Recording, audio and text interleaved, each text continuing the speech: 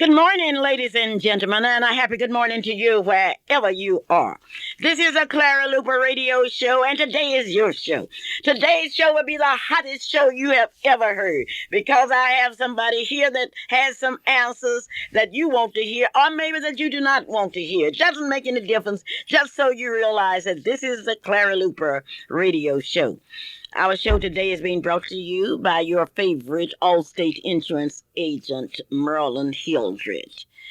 Merlin's office is located at 730 North Britton Road, and on Monday she will be back full of pep because she had to join those OU fans down at Dallas today where, according to Merlin, OU will defeat Texas. That's going to be an interesting game, and it will be televised on ABC at 2:30 today. Gates Barbershop is located at 2609 North Martin Luther King Avenue, and it's time now for you to get your hair cut so you will be ready for that big game. That's at Gates Barbershop where Mr. Gates and Mr. Gamble are waiting for you. People come from all over the state just to have that Gates and Gamble barbering experience. Dr. A.L. Dowell is located at 934 Northeast 8th Street in Oklahoma City, Oklahoma. And they have a special announcement for you, and listen very carefully. For the start of the school year, you're busy and you have bought the things that were necessary for your young students to enroll in school. But let me tell you something. Your child might need a complete eye checkup. As a retired educator, I can tell you that 80% of reading and learning related skills are vision skills. Your child's eyes are constantly in use in the classroom and on the playground. So when a child's vision is not functioning properly, his or her learning and participation in school suffers, and their academics, attitude, and self-esteem are poor. Now, let me ask you some questions. How about your child? Does your child dislike or avoid close work? Hold reading material closer than normal? Sit too close to the television? Turn or tilt their heads to use one eye only? Have burning or itching eyes? Now, if you have children of school age and you aren't sure, then I would advise you to call Dr. A.L. Dowell, the optometrist in our community. Dr. Dowell accepts a medical card and is located at 934 Northeast 8th Street. The telephone number is 235-0536. I would like to join the hundreds of people that are congratulating the Meadows family. I would like to repeat what I said on this radio program some years ago, not some months ago, and it seems like years, that I had faith in the Meadows family. And those of you that have ever taken care of senior citizens, you know that's a very difficult job, and they will complain to you every minute. I remember my aunt who complained, Clara, why don't you come to see me? And I would go to see her, and then by the time I get home, she would call again and say, Clara, you haven't been here. You have to watch what you say, and you have to be sure.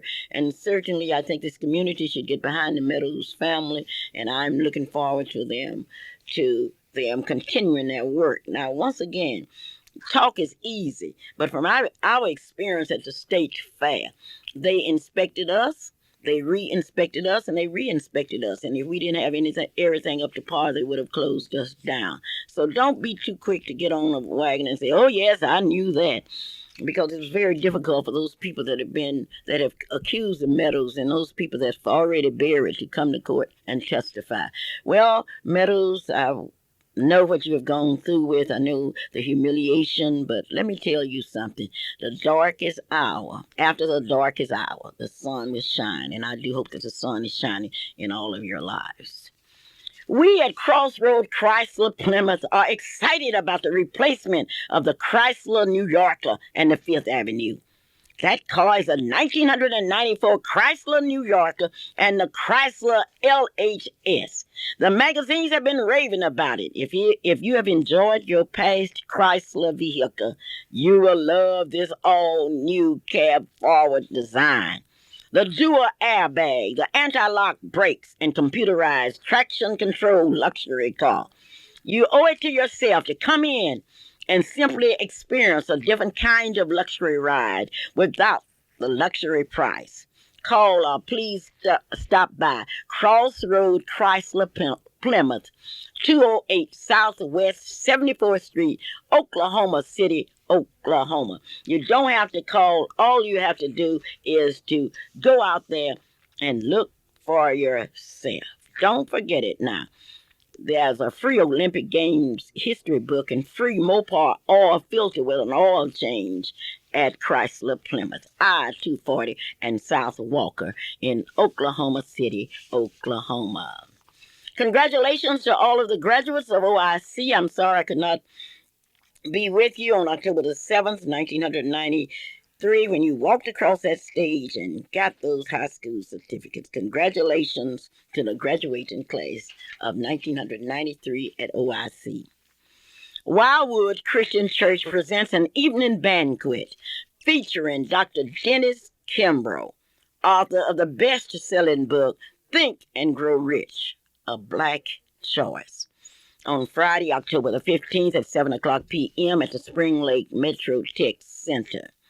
Since 1985, Dennis Kimbrough has combed the country interviewing many of America's most notable achievers, from John Kane, Oprah Winfrey, John Johnson, founder of Ebony Magazine, Clara Hill, Spike Lee, Marvin Collins, and Ben Carson. He has done all of this. He's even interviewed a doctor who separated the Siamese twins. The Kimbrough spotlights over 100 black success stories, and incidentally, Clara Luper's in that book. In the wake of the success of Think and Grow Rich, Napoleon Hill set out to tailor his winning program for black audiences. Hill died in 1970 before he could finish the manuscript. And in 1986, the Napoleon Hill Foundation selected Georgia freelance writer and consultant Dennis Kimbrough, a PhD, to finish it. The result is Think and Grow Rich, A Black Choice. Dr. Kimbrough is an outstanding entrepreneur from Clark Atlanta University.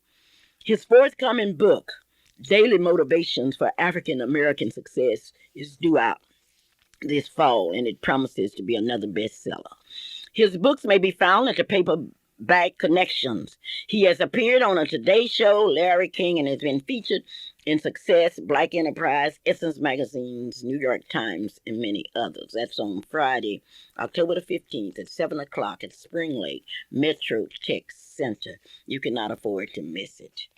But next week is Langston's homecoming week, and President Holloway has asked me to invite all of the Langston graduates and friends to attend Langston's homecoming. Now, it will be starting on Friday night, and that will be a big coronation, and it's going to be something that you will want to see. Plus, the Alumni Association will be meeting, and then the big game is on Saturday, Langston's homecoming. Today's program is a very special program because we are dedicated to informing the communities about issues that they are concerned with. Now, this week has been a very busy week for me, and I want to thank you. I had knee surgery this week. 4 weeks ago, I was in Little Rock, Arkansas, and then accidentally hit my knee on a car door. And since then, I've been going to the doctor, and then I went to the doctor this week back. And the doctor told me I would have to have surgery immediately, and that's what I did. I've had surgery, and I would like to take this opportunity to thank the people at the Presbyterian Hospital, to thank the nurses and all for the kindness that they... I would like to thank them for everything. And I didn't tell all of you because I know how you are about Clara Luper. If I had told you that I was going to the hospital, you would have taken off from your work and you would have been out to the hospital. And you would have done just like my relatives. Willie Germany called me early this morning to see if I were coming out, and I said, okay. And it's unbelievable. And I could tell you, and I'm going to tell you before I leave the air, after some of you found out that I was in the hospital and that I had surgery, what you did for me is unbelievable. And you're right. I told you some years ago that whatever you want to do for me, please do it while I'm alive. Because when I die, I don't want you coming around crying with a lot of resolutions. I want all my flowers and everything while I live. This is the Clara Luper Radio Show, and we're going to be very serious this morning because we're going to inform you, and we're going to talk about our schools. Where are we going in Oklahoma City? as far as our schools are concerned. I read with a deep sense of interest about a bond issue that would be coming up. And I invited one of the administrators from the Oklahoma City school system to be my guest today. How are you, sir? Good morning, Mrs. Luper. And what is your name? My name is Guy Sconzo. Guy Sconzo, what position do you hold in the Board of Education? I am the Assistant Superintendent for Educational Services. What does that mean? What that means, Mrs. Luper, is I'm responsible for the day-to-day operations of all of our schools, instruction, and curriculum. How can you do that? Not very easily. It's a tough job, but I want to tell you I enjoy doing it. You enjoy, and you say you are in charge of what? All of the 82 schools, as far as their day-to-day operations, the instruction that goes on, curriculum, staff development. Okay, we have 82 schools in the Oklahoma City school system. Is that right? That's correct. How many of those are elementary schools? Of the 82 schools this year, we're functioning with, I believe it's 62 elementary schools. And how many middle schools? We have 9 middle schools and 1 alternative middle school. We have 7 high schools and 3 special center schools. When you say alternative middle schools, what do you mean? The alternative schools are really designed for those children who have had difficulty adjusting to the traditional school environment and consequently have gotten into situations where they have been suspended from school. We try to provide them with alternative programs because we believe very strongly it is more important, no matter what the situation is with the child, to keep them in a schooling environment, not to keep them out on the street. Okay, so what you're saying, if I'm in school and I have some problems, some discipline problems, then you put me in an alternative school. That's correct. Where is that alternative school located? The alternative middle school is located at the Harrison School site, which is up on Britton Road. There's also an Emerson Alternative School, which is the high school alternative site, and that's down in the Central City area around Northeast 4th Street. Now, I understand that the Board of Education is asking the public to vote on a bond issue. Is that true? Yes, that is. Why should the people in Oklahoma City vote on a bond issue at this time? Mrs. Luper, there's really only one reason in my mind. As I listen to the Board of Education and how they deliberated putting the bond issue on the ballot, the only reason to do it is to get to the point where we can put all of our students into what we think will be very adequate and comfortable and safe facilities so that better learning can occur. Oh, so you are concerned with better learning in the Oklahoma City school system. We certainly are. That has to be the focus. Okay, now explain to me this bond issue. Remember, I'm from Hoffman, Oklahoma, and we didn't need any bonds there because there were no schools in Hoffman, Oklahoma that we could go to. The bond issues are necessary anytime you want to make capital improvements to facilities, renovations, repairs. You may also use bond issue funds for the purchase of equipment, instructional equipment, or extracurricular activities. Part of our bond issue does speak to some athletic facility improvements. So really the bond issue is the only way that we could infuse into the system enough dollars to do the kinds of renovations that are necessary at our facilities. The public is interested in what facilities will be improved. Mrs. Luper, the bond issue was consciously designed to touch every single school facility in the city. So every one of the 82 schools will be renovated to some extent, and we are proposing in this bond issue to reopen 4 closed school facilities: Classen High School, Southeast High School, Nichols Hills Elementary School, and Cleveland Elementary School. And finally, we're proposing in this bond issue to build 2 new elementary schools, one to be located in the northeast quadrant of the city, another to be located in the southwest quadrant of the city. All right, now you're planning to do all that. That's your plans. I have here in my hand a bulletin that was put out by Creston Hills Elementary School. In this bulletin, they say you're going to replace 5 outside doors. That virtually all of our schools will have some outside or exterior door replacement. Okay, you're saying too that you're going to replace, now listen to this, you're going to replace ceilings. Really what that means, Mrs. Luper, is ceiling tiles. With many of the roofs either needing to be totally replaced or repaired due to leaks in that roof. Ceiling tiles have been damaged in a number of our school facilities. So when you see replaced ceilings, really we're talking about replacing ceiling tiles. But what do you mean by you going to replace or reconstruct 6 toilets? Does that mean you don't have any toilets working? No, that means that they're not working very frequently, and they've not been renovated for as long as many of those schools have been in existence. And in our case, the average age in Oklahoma City of one of our schools is about 40 years plus. All right, so you're going to do that at Crescent Hills Elementary School. That's correct. All right, now you said you were going to build 2 new elementary schools. Yes, ma'am. Where will you build a school on the east side of Oklahoma City? In the board resolution that placed the bond issue on the ballot, it was specified that the new elementary school in the northeast quadrant would be constructed within a 1.5 mile radius of Martin Luther King and Northeast 23rd. So anywhere 1.5 miles in any direction from that point is where the school would need to be built. Now, precisely where that site will wind up to be, Mrs. Luper, that decision will be made subsequent to the bond issue election. Oh, okay. Now, you are saying that you're going to build a school, and as yet you aren't sure where the school will be built. No, the bond issue allows us to just specify a radius, if you will, a 1.5 mile radius, within which the school would be built. But precisely where in terms of the land, no, that decision has not been reached. I understand that you have set aside, $1.2 million for the construction of this new elementary school. I believe that's correct, yes. And you have specified that same amount will be used for the reopening of Nichols Hills Elementary School. For the renovation of that facility, yes. How are you going to build a new school and then reconstruct, rebuild, and approve a school with the same price? When we renovate schools, Nichols Hills, Classen, any of the school facilities, Cleveland, that we're proposing to reopen, those renovations involve, in effect, replacing the entire roof, new boiler systems. Of course, we're asking and proposing to air condition all of our facilities. When you do that to an existing site, particularly a site that's been closed for a while, we need to admit that that's a very expensive proposition. When you're constructing a new school, and we project that you're probably looking at about $60 per square foot in new construction for an elementary school site. Installation of air conditioning and proper roofing and so on is a part of that construction. So in effect, it really is as economical to build in this situation as it is to renovate an existing facility. Are you telling me that it's expedient to build a new school more so than to repair a school?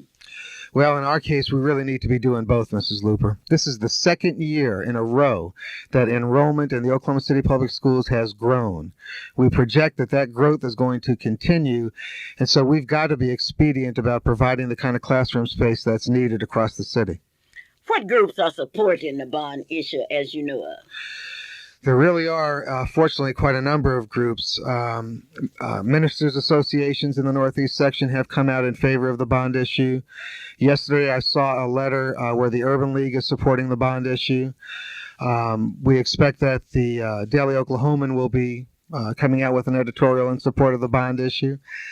There really have been a number of groups, and as we've gone around and board members have held town meetings and we have spoken to various civic groups, I've got to tell you, Mrs. Luper, at least on a personal level, my observation is that the response has been very positive. One thing, today we will open our lines and we will let the people speak. The most intelligent radio audience in America. Those people that listen to Clara Luper. I have in my hand 5 reasons why the NACP is against this school bond issue. The Oklahoma City branch of the National Association for the Advancement of Colored People opposes the bond issue. The first reason, bond issues promises more than it can guarantee. The bond issue will not guarantee improved student academic performance. Most of the bond issue monies will be directed toward bricks and mortar, while basic skill instruction is overlooked. I'd like to respond to that, Sure, Mrs. you Luper. can respond. Thank you. I disagree with that statement for this reason. I would argue very strongly that children, in fact, will learn better in facilities where during hot weather they're not perspiring, and during cold weather where they're not freezing, and during raining weather when water is not dripping from the ceiling into buckets that's catching that water. I would also argue that one of the bond issue proposals has to do with the purchase of a computer lab for every one of the schools in the city. And we know that computer instruction and computer assisted instruction helps further learning on the part of children. So I see many things, if not virtually all of the things in the bond issue proposal, have a correlation to improving learning. The second reason the NACP says they're against the bond issue, the cost is too high for too little equality. The $1.4 million to renovate Nichols Hills Elementary School that closed because whites refused to integrate is the same amount appropriated to build a new school in predominantly black northeast Oklahoma City. There is no equity when several schools in the Northeast have been closed due to bad conditions, yet none are slated to be renovated. And there are at least 3 schools that are more than 70 years old. What is your reaction to that, sir? Well, 2 reactions, Mrs. Luper. One is, in fact, every school in the city, including every school in the Northeast Quadrant, is going to be renovated under this bond issue. And secondly, I think it was a very purposeful decision on the part of the board, because of the age of many of the facilities in the Northeast Quadrant, to choose that quadrant for one of the 2 new school facilities. The NACP states that blacks will bear the majority cost of the school bond. Based on family income levels, a greater portion of black homeowners' income will go toward the bond than whites. Schools with majority black populations will receive the least benefits in terms of actual bond expenditures. Well, Mrs. Luper, I would argue that those schools are not receiving less than or the least, as it's phrased there, of any of the renovation projects that are being proposed under this bond issue next Tuesday. As far as the income level is concerned, Mrs. Luper, I'm not an economist. I understand the point that's being made. Certainly lower income people are impacted more where taxes are concerned. But I hope we can all keep our eye on where the dollars are really going, and they're going directly to children as beneficiaries. The fourth reason the NACP says that they are against the bond issue, it pays for white flight at black expense.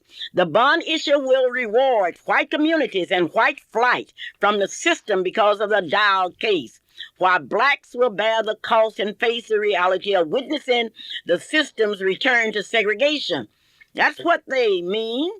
The bond will provide the ability to have choice schools, and we will continue. We are in the same situation that we were in before the Linda Brown decision. How do you react to that, sir? When you talk about the white flight, certainly in the Oklahoma City community, we have gone through that era, unfortunately.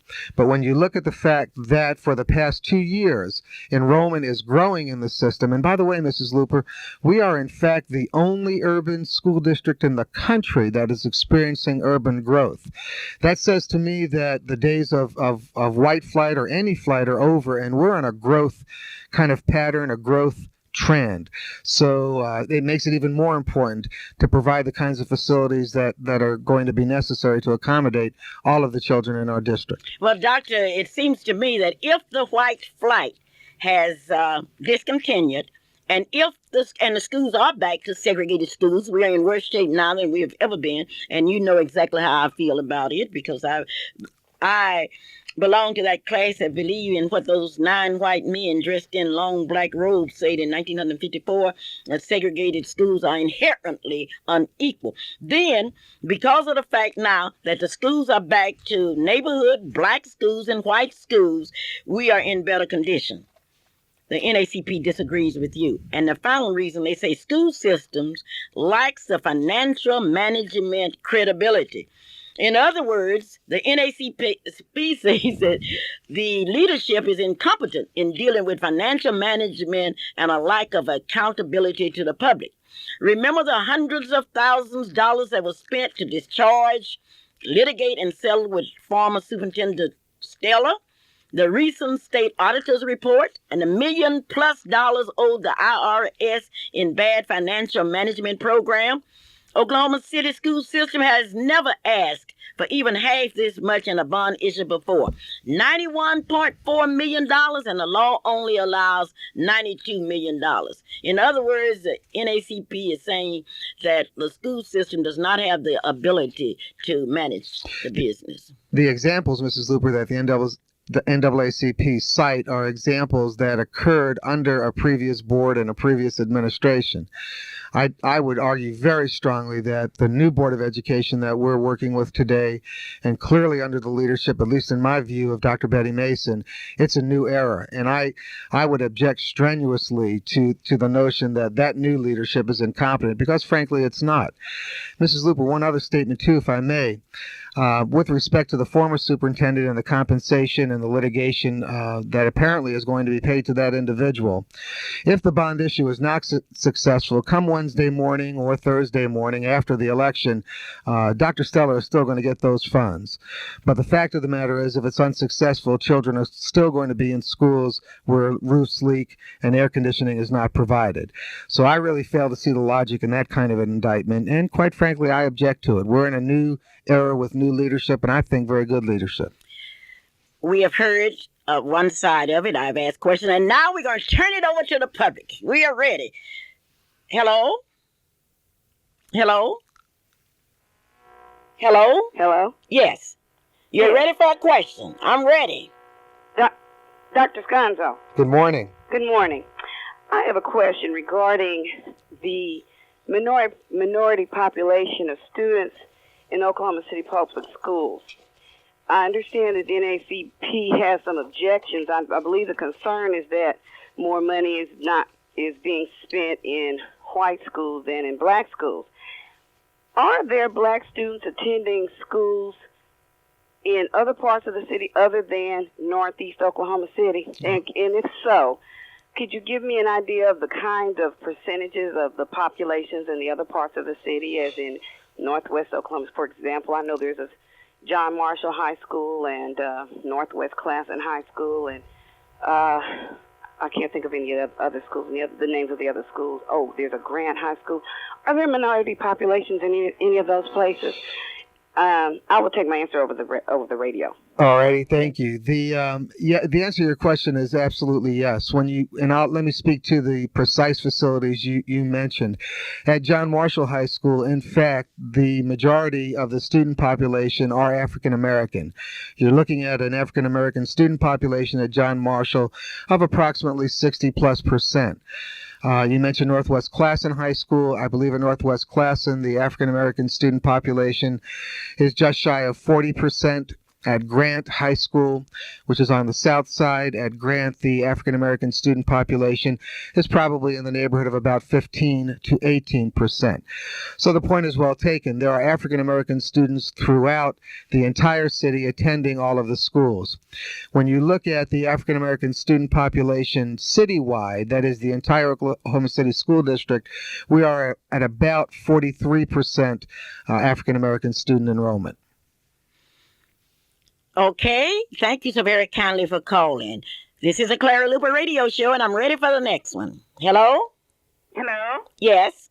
I would also like to ask him the same question about the elementary schools, because those are our neighborhood schools, and those were the schools that were evaluated some time ago. The same question that she asked about the high schools, I'd like for him to answer that question about the elementary schools.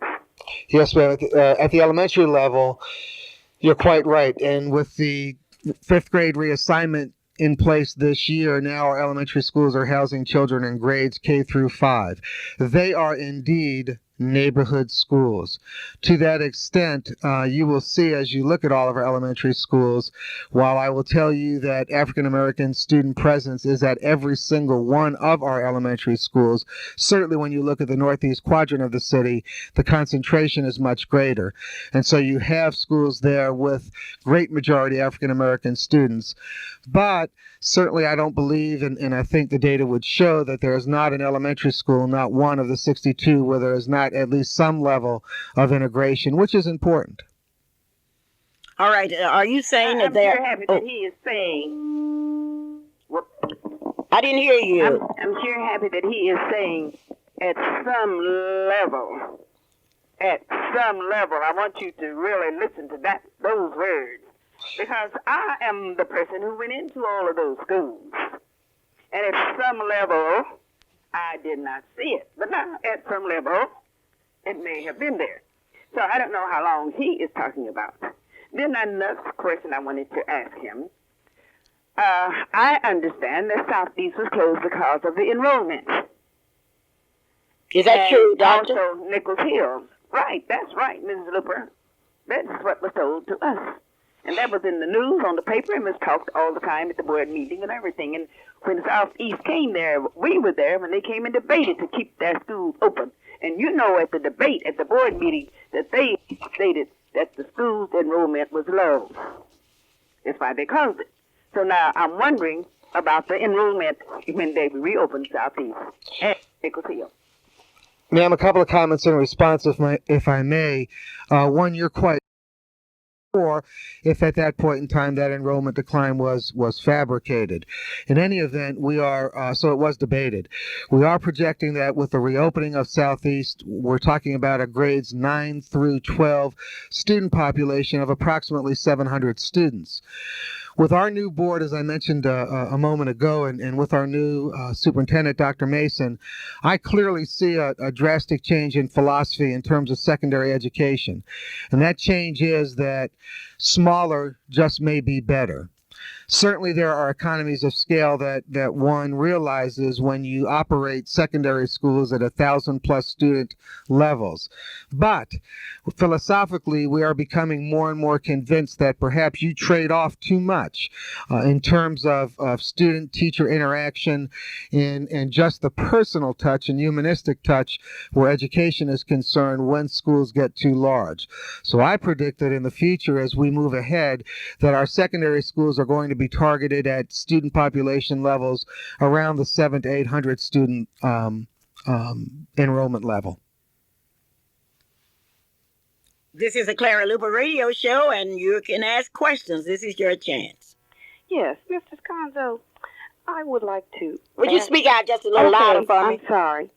I would like to ask you about the idea of air conditioning the schools. Now, I'm a parent, and I have had to take a fan to my daughter's classroom every year for the past 5 years. And what I would like to understand, I would like clarification about is, will you air condition all of the buildings in the district, or are you only going to be able to, will you only be able to afford to air condition some of the buildings? And if you are not going to be air conditioning all of the buildings, what part of the city will that money be directed to in terms of creating comfort for the children? I personally have a problem with our district being the only one in this city. I know I have friends who have children who attend schools in the surrounding areas such as Midwest City and Dale City and Putnam City and Edmond, and they think it's really funny that we don't have air-conditioned buildings. And the prisons are air-conditioned, and I understand the zoo has a home for the chimpanzees that's air-conditioned. And I would really like to know, is it really your intent to provide that kind of a situation for all of the children in the district with this money, or are you only going to direct it to certain areas of the city? Well, ma'am, I'll take my answer over the phone. Thank you. Ma'am, thank you very much for the question, and thank you for framing it that way too. It's not only funny in a sense that our schools are not air conditioned, but really I think more so it's embarrassing, and it's something we can certainly be ashamed of. Ma'am, in the bond issue proposal, the dollars are allocated to air condition every single school in the city. That means all eight, and I need to say, of the 82 schools currently being operated, 3 are currently air conditioned. So money is being appropriated in the bond issue to air condition the other 78 schools in the city, as well as provide air conditioning for the proposed reopened schools and certainly the 2 new elementary schools. Perhaps that's too long-winded. Bottom line, when all is said and done, every single school in Oklahoma City will be air conditioned. Thank you so very kindly for calling. This is a Clara Luper radio show, and this show is being made possible by Johnson Stradina's Daycare, 1643 Northeast 50th Street in Oklahoma City, Oklahoma. This is a place where you can go and receive that extra care for your children. You don't have to be without. You can be on the ball.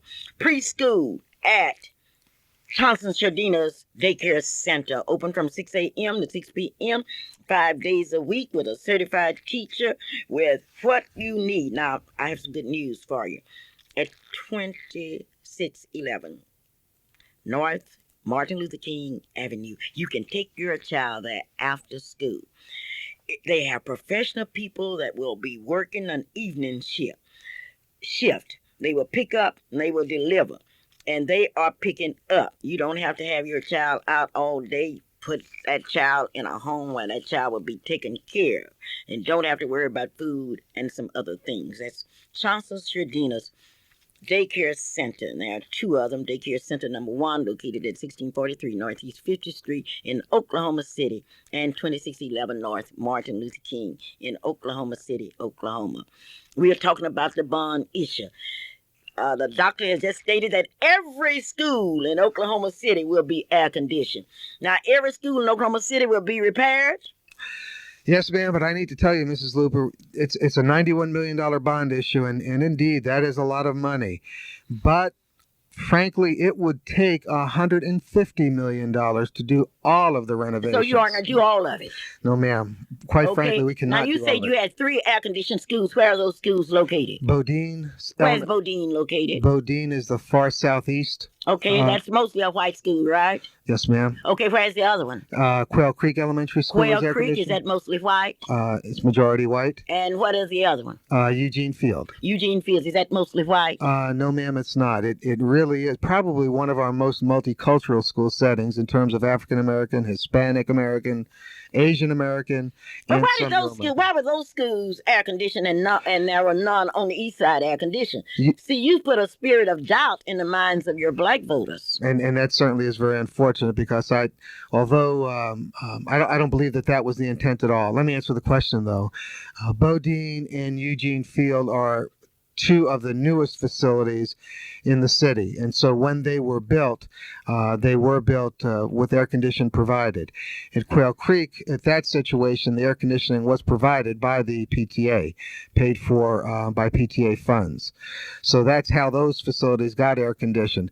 But Mrs. Luper, this bond issue does say that's not acceptable anymore. We need to have that at all schools. At all schools, but you've just stated that it would take $100 and how many million to bring all the schools up to par? About $150 million. No, yes, you may call Clara Luper. Hello. Hello? Hello. Yes. I have a question for Dr. Sconzo. Good morning. With reference to the new school to be constructed within 1.5 miles. Will you talk up just a bit for me? I'm referring to the new school that is to be built within 1.5 miles of Martin Luther King and Northeast 23rd Street. Is this school replacing the one that had been proposed several years ago to be built where the Northeast High School is now constructed? Yes, ma'am. This would be an additional elementary school, and if I understand your question correctly, it will simply be that, an additional school. There is no plan or proposal to either close Northeast High School or convert it to an elementary school. Rather than do either of those things, we're proposing to just build a new elementary school. My next question is, what will be the boundary for students' attendance within 2 miles of Northeast 23rd and Martin Luther King Avenues? You have approximately 5 elementary schools. You have Martin Luther King, Dewey, Polk, Creston Hills, and Edwards schools. Now, how do you propose to get the enrollment for a new school and without affecting these other schools where you're going to spend the money to bring them up to date? Ma'am, the enrollment, quite frankly, is going to be there. Now, when you ask about specific attendance boundaries, that is something that must be determined by and approved by the Board of Education. But let me give you a couple of examples. We are scurrying, and I mean that very literally, where Martin Luther King School is concerned this year. Martin Luther King School is in a situation where there are 2 teachers sharing one classroom. They are in need right now of 7 more portable classrooms. Edwards School really needs 2 more portable classrooms. We're looking at how we can get those portable classrooms to those sites as quickly as possible. My point, ma'am, is that we're at a point where we are desperately feeling space crunch in those schools for instructional purposes. And with this trend, I predict continuing, filling a new elementary school not only will not be a problem, but it's going to help all the other schools that you have referenced because of their tight space conditions. So are you going on record as saying that none of these 5 elementary schools will be closed as a result of the construction of the new elementary school? Ma'am, as Assistant Superintendent, yes, I'm going on record. I'll remember this date and your answer. Thank you. You're very welcome. Be sure and call me, 672-1220, and if you don't get me, just hold it. I will get to you. Now, here's a question that's come in from one of our radio listeners. Which schools will be first on the improvement list? And that's an important question, Mrs. Luper. Here's the priorities. And let me state first that for every bond issue project, by law, all of them must be completed within 3 years of bond issue approval. Now, the priorities, though, for year 1, first and foremost, will be to air condition all the facilities. I think our Board of Education has been very clear about that must be all completed by school opening in 1994. Second priority will be to get the proposed closed school facilities reopened because, again, in most instances, we are experiencing what I just described at Martin Luther King at Edwards is really a phenomenon that's occurring throughout the city. So we are very hungry for additional classroom space. So that would be priority number 2. Everything else must be completed within a 3-year time frame. What is the future of Truman Elementary School that's closed? And if you're so desperately in need of additional space, why can't you fix up Truman? Truman, there is no proposal at the current time for considering reopening Truman. Mrs. Luper, you've got to look at each of those closed facilities, and I'm not the person who does it, but you need to make some expert judgment about cost-benefit in terms of the kinds of renovations that would be needed, none the least of which would be the removal of asbestos, which is a very, very expensive proposition. This is a Clara Luper radio show, and this show is being made possible by Brown's Country Inn, located at 1130 Northeast 25th Street. If you want to put your family, if you want to live in a place where you can be comfortable, where you can enjoy the better things of life, I would like for you to call Mr. Brown at 424-4780. Mr. Riley Brown. That's Brown's Country Inn, 1130 Northeast 25th Street in Oklahoma City, Oklahoma. Now, what Mr. Brown has been able to do is to build a country inn where you can enjoy the beauty of nature, where you can enjoy walking around in safety. 1130 Northeast 25th Street, where they have 3 hot meals every day and provide for you. 424-4780. You need a dentist? I would like to recommend Dr. Eric Akers, 2805 North Martin Luther King Avenue. You may call him at 424-0037. He's called the People's Dentist, Dr. Eric Akers. We are talking about the bond issue where the people in Oklahoma will have to make a decision. Questions? Hello? Hello? Hello? Yes, Mrs. Matthews, I've been waiting on you because I want you to tell me about those evening classes. Well, Miss Luper, the Chauncey Shardinas preschool and nursery classes, the nursery in Child Care Center is open from 7 in the morning to 11 at night and on Saturday. And it's not only for the after-school children, it's for any parent that needs the service at work later than 6 o'clock. We have been open for 2 weeks. We reopened for 2 weeks, and we are now taking applications, and we are taking infants through preventative child care practice. If they're up to 14 years old, if they need the service at night, the DHS will give them preventative child care. And I'm calling really not about the center. I was calling about the bond issue. Okay, well, tell me about the Because bond issue. I would like to know from the assistant superintendent, what Nichols Hill schools, will that only will it only be the children out in the Nichols Hill area that will go to that school? Or will there other be from other surrounding areas? Will they be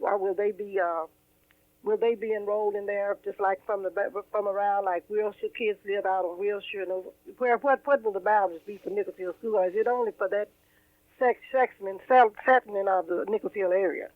Ma'am, thank you for that question. Where the reopening of Nichols Hills or Cleveland are concerned at the elementary level, really what we're talking about there, and please remember that specific attendance boundaries have not been approved or even reviewed by our Board of Education yet. But first and foremost, with any of the reopened schools, you're talking about a preference being given to children in the immediate neighborhood, consistent with the neighborhood concept that has been endorsed by our board. However, when you look at the specific attendance boundaries that may occur, it is very possible that the boundaries will go beyond what both you and I may perceive to be the immediate neighborhood. Yes, I know that, but you see, I'm on Wilshire, and it's kids all out in this area, and that's just about 7 blocks from that school. So that's why I'm very interested in that. I asked you that question.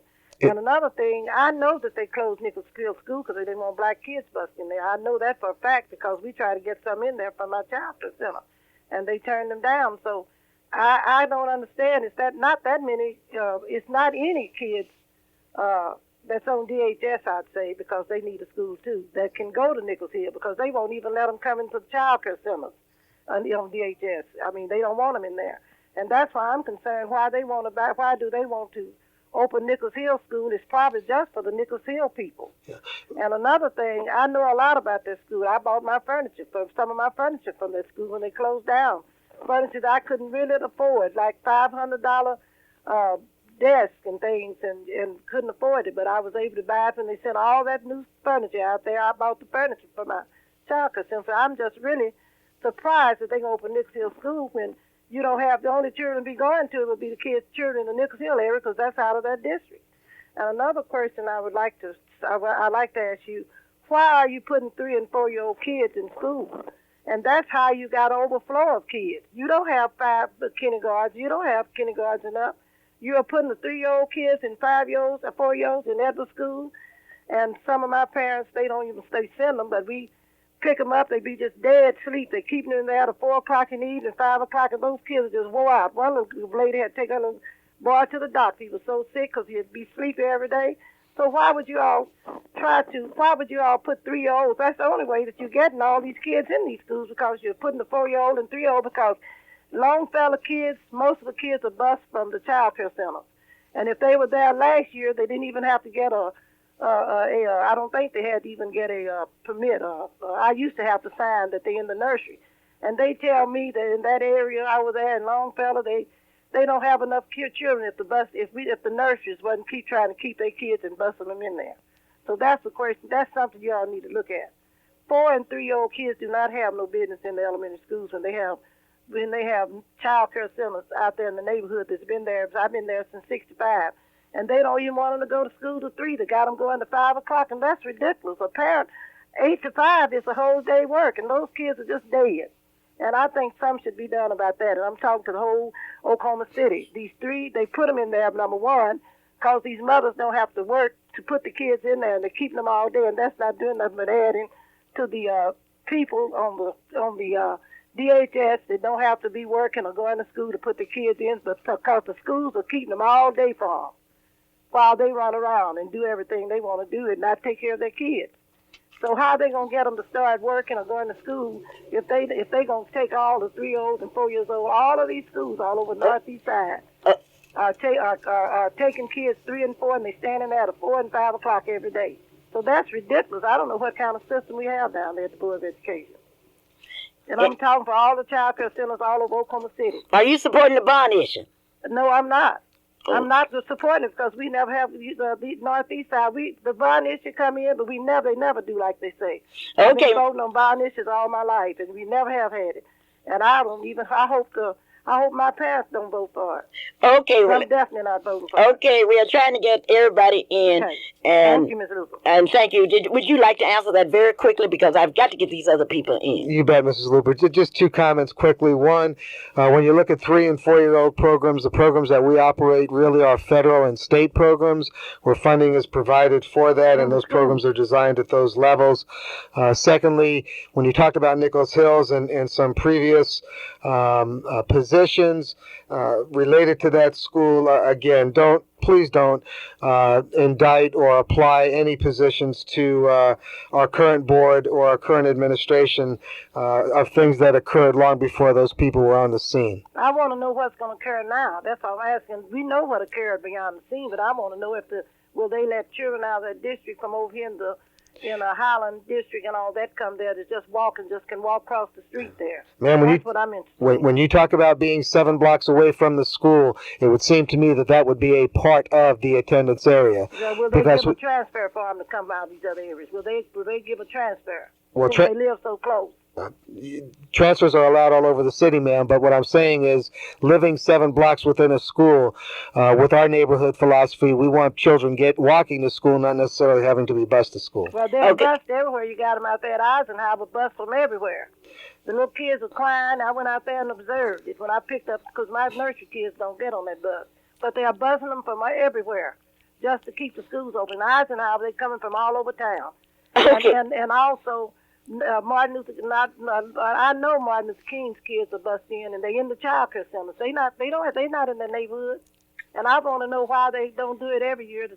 They're not in the neighborhoods. Quite a few, but it's not what they have. Because I know 4 or 5 nurses on the east side take kids over there, and they don't even live in the district. Okay, I will have to get in my advertising because Edwards Redeemer Nursing Center wishes for each one of you the best, and this is a month.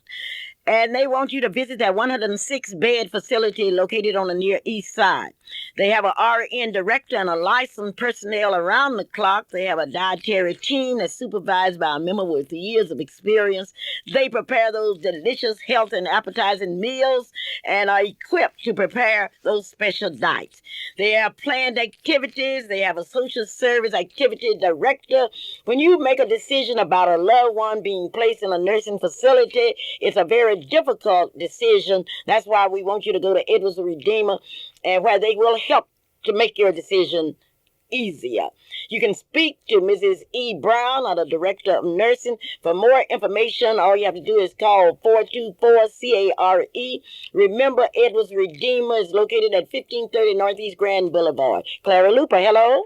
Yes, this is Dr. Davis calling. Yes, doctor. How are you today? Doctor, I'm fine. I just had surgery, and I'm still hopping. Well, I'm going to lay hands on your foot. I believe God will heal it. Okay, now it's my knee. Oh, well, we'll take care of the knee, too. Okay. Amen. Now, let me just very quickly say several things, and I want to ask one question.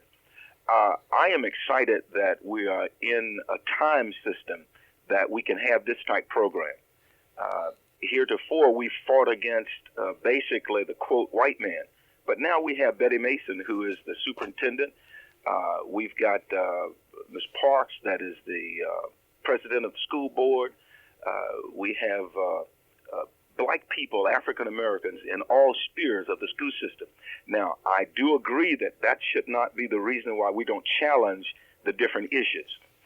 This issue is a result, I think, of the one question that we African Americans always have, and that is, are we receiving an equitable share of the monies that are being proposed? That is, Douglas High School as an example, or Martin Luther King Elementary School, are they receiving proportionately with the size of the campus, with the number of the student body? Is the monies that are being taxed for us to renovate, are these schools receiving the equitable portion of the monies that the other schools at the same size, irrespective of the fact that it may be predominantly white, predominantly black? For instance, I think you mentioned that John Marshall is approximately 60% black. That's fine. is Douglas receiving the same proportionate amount of money as John Marshall? All right, that's your question, Doctor. Dr. Davis, thank you for that question. The honest answer is not only yes, but what drives what the renovations are at each of the facilities is not the student makeup, not the student body makeup. It's the condition of those facilities that really does drive where renovations are occurring. But we were very conscious about, when we're talking about exterior door replacement as one example, that in fact exterior doors needing replacement at every facility, and Mrs. Luper had mentioned Crescent Hills early on, is that's going to be taken care of. Please, Dr. Davis, remember, too, that our Board of Education has, at its last meeting, approved a board policy that now institutionalizes an equity committee for the district, because we share that concern, and it's the kind of thing you've got to pay attention to continuously. This is a Clara Luper radio show, and I would urge you, and doctors, what I want to know, who will get the jobs replacing those outside doors? How many blacks will be able to tile those floors or to paint or do any work? Now, until you answer that, there will be a question. Sure, there will be jobs, $91 million, but what percentage of that will go to black contractors? I think, and Mrs. Luper, I wouldn't dare to guess, because I will never make a statement that I can't back up. Okay, well, somebody's going to have to back this up as far as the jobs before the people in this district vote. Well, Mrs. Luper, let me say this. I think the evidence is on the record that our board and our superintendent are very sensitive to the issue that you're raising. But sensitivity is one thing, but actually getting a job is another one. And we do have to go through a bidding process. And that bidding process is something that by law we'll have to proceed with. But where choices are given, we're going to be sensitive to those needs. Well, I hope your sensitivities will mean that black contractors will get some jobs. And I would like to urge black people and white people in this town, before you vote on anything, find out who's going to do all of this work. Now, today I've given you an opportunity to ask questions, and you've gotten answers. And what I want you to do is to decide for yourself. Don't let anybody do your thinking. Now, somebody told me that the Baptist people were endorsing this. What does that mean? Basically, the Baptist people have fought against sin and crime, and Oklahoma City today stands as one of the worst cities in crime in the state of Oklahoma. As I look at the clock on the wall, I know I'm going to have to say goodbye to all of you. But as I say goodbye to you, I would like to extend my sympathy to the Williams family, and especially to Clay, whose son will be funeralized at 11 o'clock at the Fifth Street Baptist Church. I would like to urge all of you to stay out of trouble.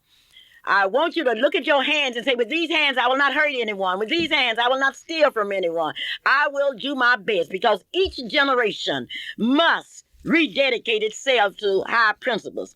Now, when you go to the polls on Tuesday, you vote for what you think. Don't let anybody do your thinking. And everybody's talking about running for district number 48. Don't let anybody pick your candidate. You pick your candidate yourselves. This is Clara Luper saying, whatever else happens to you, pray for my knee. Bye-bye. I love you.